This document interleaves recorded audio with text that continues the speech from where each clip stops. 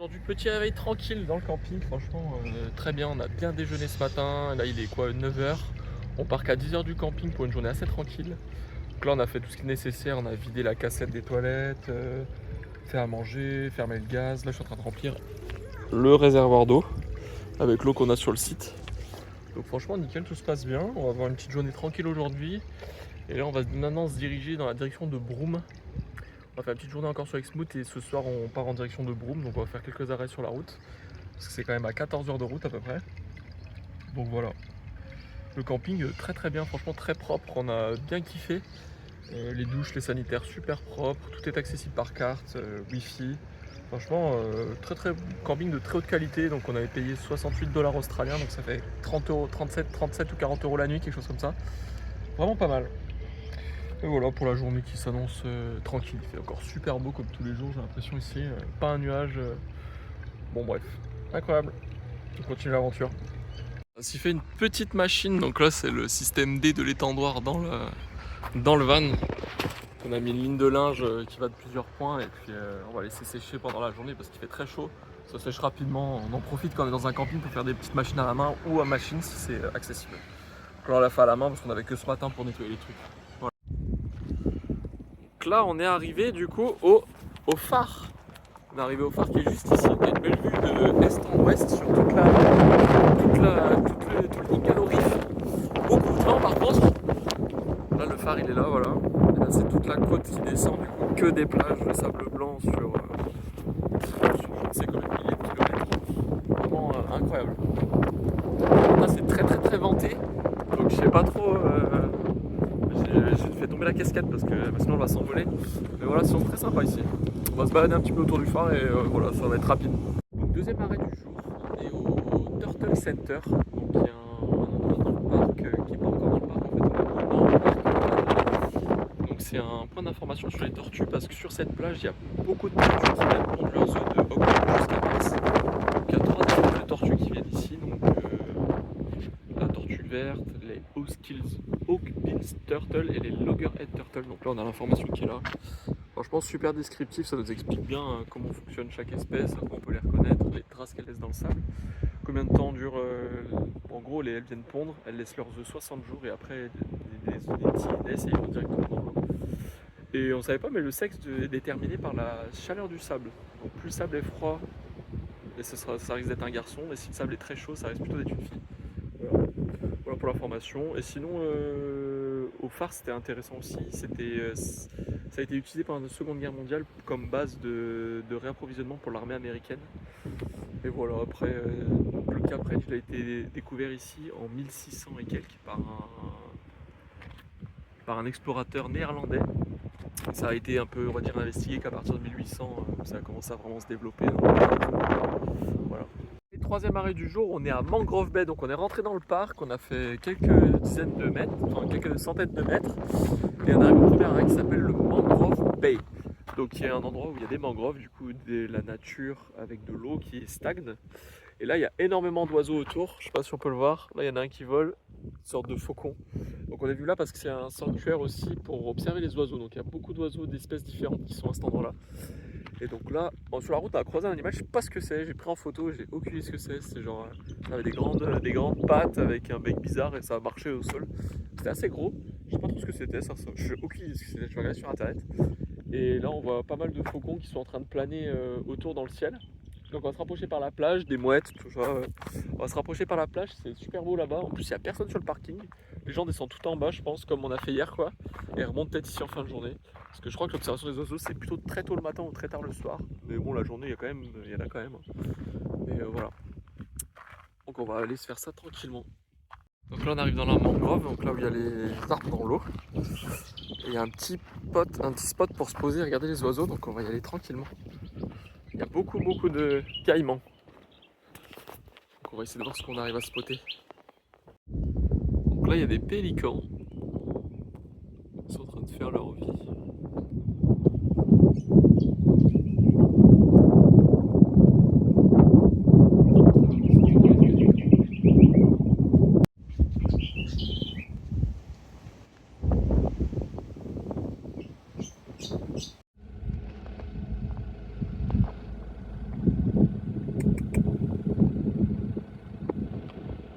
tour dans le centre-ville d'Exmouth pour aller se faire pour manger. On va essayer de manger dehors aujourd'hui. On va profiter qu'on est dans une ville pour manger un petit truc dehors.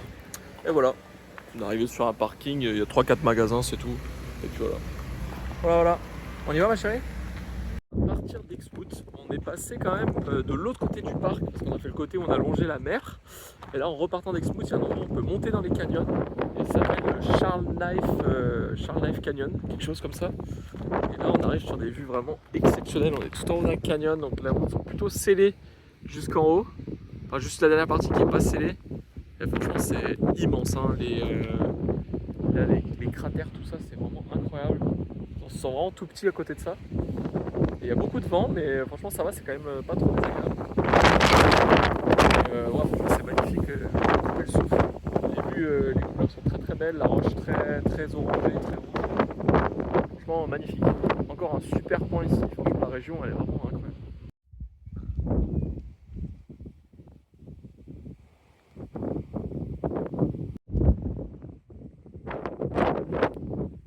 Donc voilà les gars, on a roulé 2 heures depuis Exmouth jusqu'à une aire de repos à côté de Yanardi, je crois que ça s'appelait. Donc petite aire connue, il y a une rivière normalement, mais là c'est tellement sec qu'on est dans le sable de la rivière. Et voilà, et donc là on est posé, c'est une aire de repos, il y a pas mal de caravanes ici. Il y a un parking là-bas avec des toilettes, c'est aussi plein. Beaucoup de monde. Bon, le seul truc c'est qu'on est à l'intérieur parce qu'il y a beaucoup de mouches pour le moment, donc il faut attendre un peu que le soleil commence à se coucher, que la nuit commence à apparaître pour que les mouches disparaissent. Parce que c'est vrai que c'est quand même très contraignant d'avoir une dizaine de mouches sur la tête tout le temps. Donc là on a ventilé un peu le van histoire d'avoir de l'air, on s'est posé, on va commencer à regarder un peu notre itinéraire jusqu'à Broome. Parce qu'on n'a rien réservé encore pour les campings, tout ça, donc on va essayer de se faire ça tout de suite. Et puis voilà, petite route tranquille, là ce soir on va se faire un petit repas, bien dormir, et puis demain on va prendre la route jusqu'à Karata, donc c'est à 400 km je crois à peu près. Et on va dormir par là-bas, au bord de mer normalement. Voilà. Voilà pour la suite, on continue tout doucement. Voilà, petit apéro les gars comme d'hab, avec un super coucher de soleil en face là. Les couleurs elles font que changer, plus les minutes passent, plus les couleurs elles changent, elles deviennent de plus en plus ocre, de plus en plus sombres. C'est magnifique. Alors on ne s'en lasse pas. Bon les gars, petit réveil sur cette petite aire bien sympa. On a très bien dormi, la nuit était un peu fraîche. Il a fait 10 degrés dans la nuit, donc ce matin c'était un peu plus frais que d'habitude, mais ça va, ça s'est plutôt bien passé. Là on est en train de remballer les affaires, ranger, couper le gaz. Et on va partir pour 4 heures de route jusqu'à Karata, donc qui est une ville minière. Donc c'est une étape qu'on va faire avant de se rendre sur Broome. On va faire 2 étapes, on va s'arrêter vers Karata et vers Port Hedland pour les grosses villes entre guillemets. Ce ne sera pas nos arrêts pour dormir, ce sera un petit peu plus loin, mais ce sera proche. On va au moins s'arrêter dans ces grosses villes pour faire de l'essence et peut-être racheter 2-3 trucs, mais rien de fou quoi. Et voilà, donc là c'est 4h30 de route je crois au total aujourd'hui. Donc là on part, ça va être 8h30, 9h. On va rouler au moins 2h, 3h, histoire de voilà, on va peut-être manger un petit bout, passer par Karata et puis se rendre au camping pour la soirée au bord de mer. Voilà, donc bien sympa. Petite pause pipi là, on a roulé quoi 2h, 2h15, on est en train de faire une petite pause pour se détendre un peu les jambes et la vessie. Donc voilà, sur un petit bord de route là, une petite portion un peu plate, au milieu de nulle part, hein, une fois encore. Là il n'y a vraiment rien, on passe sur pas mal, on a passé Onslow, qui est une grosse ville minière je crois, on a vu pas mal de gros camions, des road trains là qui traînent 3, 4, 5 wagons de terre rouge ou de je sais pas quoi dedans. Voilà, et puis là on continue tranquillement la route. On va bientôt arriver à Karata je pense d'ici 2 heures encore. Et puis voilà, tout se passe bien. Il fait chaud, la clim ne marche toujours pas malheureusement dans ce putain de caravane là. Contacter l'assurance pour faire changer la clim, mais ça nous prendrait une journée entière. Et vu qu'on est quand même vachement en transit tous les jours, on a plein de trucs à faire, c'est quand même compliqué de trouver un moment où on peut changer la clim. Donc je pense qu'on va voir si on envoie nos prochaines itinéraires, voir ce qu'ils nous proposent au niveau des réparations. Mais bon, sinon on va continuer d'avoir un petit peu chaud, on ouvrira les fenêtres et voilà quoi. Voilà. Karata qui est une petite ville minière, hein, honnêtement, il n'y a pas. C'est un petit centre, pas grand chose. Hein, c'est quand même. Bon, il y a quand même pas plus de monde que dans les villes qu'on a pu faire avant, un peu plus grand qu'Exmouth, je pense. Voilà, une population sympa quoi, comme d'hab, un peu moins sympa aux calls, mais c'est comme ça. Il y avait des grandes surfaces, donc on a fait 2-3 courses vite fait pour acheter des petites, de l'eau surtout et des petits trucs comme ça. Et là on s'est posé sur un parking proche d'un point de vue, on se fait à manger, puis on va aller manger le sandwich juste au-dessus de la colline qui est là-haut. Voilà, il y a la vue sur la mer normalement là-bas, donc on va faire ça avant de récupérer le camping. Enfin, on va prendre ensuite la route pour rejoindre le camping qu'on a pris pour ce soir. C'est un camping en bord de mer, donc on s'est renseigné à l'office du au Visitor Center, donc centre d'information de l'office du tourisme, je pense. Et elle nous a changé de site parce que celui qu'on avait pris était peut-être trop sableux et qu'on voulait pas rester bloqué, surtout pour une seule nuit, quoi, avec notre caravane. Voilà. Voilà le spot pour manger.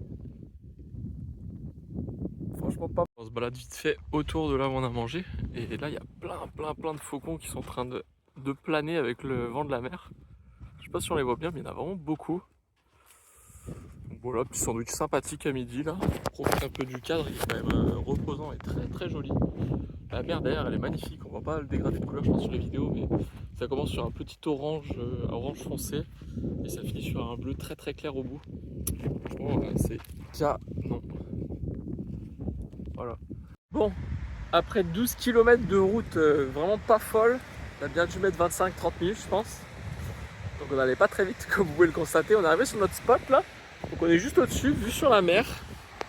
Et on a vu sur ça. Une grande avancée de mer sans un petit coucher de soleil par derrière là-bas je pense. On va se coucher derrière une petite île, ça va être sympa. Et là voilà, on marche le long de la plage, c'est très calme. Voilà, des gens qui pêchent, qui ramassent des crabes, enfin... Franchement, petit spot de camping très agréable. Petit réveil sur ce camping en bord de mer très sympa là. Bon du coup ce matin, réveil vers 6h, 6h30 avec le soleil qui se lève juste en face en plus. Petit déjeuner, puis là on a fait la vaisselle, on prépare nos affaires, on va passer vider notre caissette de toilette. Et puis on va commencer à prendre la route. Aujourd'hui on a 5 heures de route jusqu'à 80 Mile Beach qui sera notre dernier stop avant Broome le lendemain. Voilà. Le petit réveil avec la vue sur la mer toujours et le soleil qui s'est levé là-bas. Moi, je sais pas si on voit quelque chose parce que moi j'arrive même pas à le regarder tellement ça éblouit. Mais voilà, super sympa, super calme. Le bruit des vagues pour s'endormir, pour se réveiller, franchement rien de mieux. Je suis un peu au bord de la plage, j'ai monté des gros rochers qui étaient sur notre gauche. Et en fait j'arrive sur un endroit où il y a plein de mangroves. Et là-bas il y a deux oiseaux qui sont posés, qui sont très beaux. Pelage marron et juste la tête blanche. Je vais essayer de me rapprocher pour prendre une photo pour savoir ce que c'est parce que ça ressemble bien à des sortes de faucons ou aigles, une connerie du genre là. Donc je vais me rapprocher pour voir si je leur fais pas trop peur. Je vais essayer de prendre une petite photo. J'ai réussi à faire une petite photo et à faire un Google Lens. Il s'agit de Milan à tête blanche, donc ils sont des petits rapaces là. Donc ils sont quand même assez impressionnants hein, quand ils volent là. Je sais pas si on va le voir passer celui-là, mais ah, c'est celui-ci là.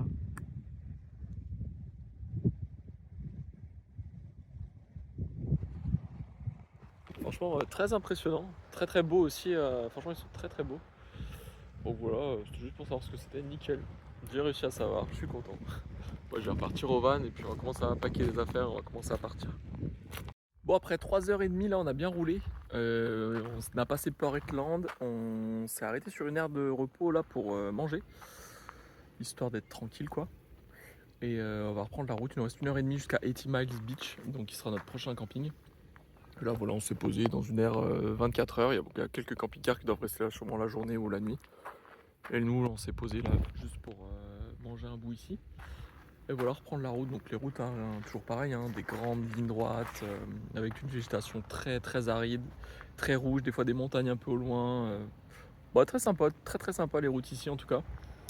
Voilà, les trajets sont longs, mais les distances sont longues, mais c'est sympa. On est arrivé à 80 Mile Beach, donc un petit camping très sympa. La route pour accéder, c'est 9 km de route non scellée qui sont horribles. Franchement, c'était vraiment chiant. Et là, on a récupéré le camping, on s'est posé, j'ai branché l'électricité, je me suis rendu compte que j'avais oublié l'adaptateur d'eau dans l'ancien camping, du coup, je dois racheter. Donc un peu le seum quoi, on a pris une place. Là, on va passer la soirée tranquille, on va aller sur la plage, se faire à manger, passer la nuit, repartir demain pour... Voilà une grande plage de sable blanc sur des plusieurs kilomètres. Le soleil qui se couche pile en face. Voilà, franchement, très agréable. On va peut-être prendre nos chaises de camping pour faire un petit coucher de soleil ce soir. Regardez, posé pour un petit coucher de soleil sur la plage là. Franchement, magnifique. On va assister encore à un très beau coucher de soleil. la plage elle est accessible en voiture, le sable est assez dur, il y a pas mal de gens qui se sont garés. Et puis après c'est tellement vaste qu'on peut toujours trouver une place partout, vous voyez.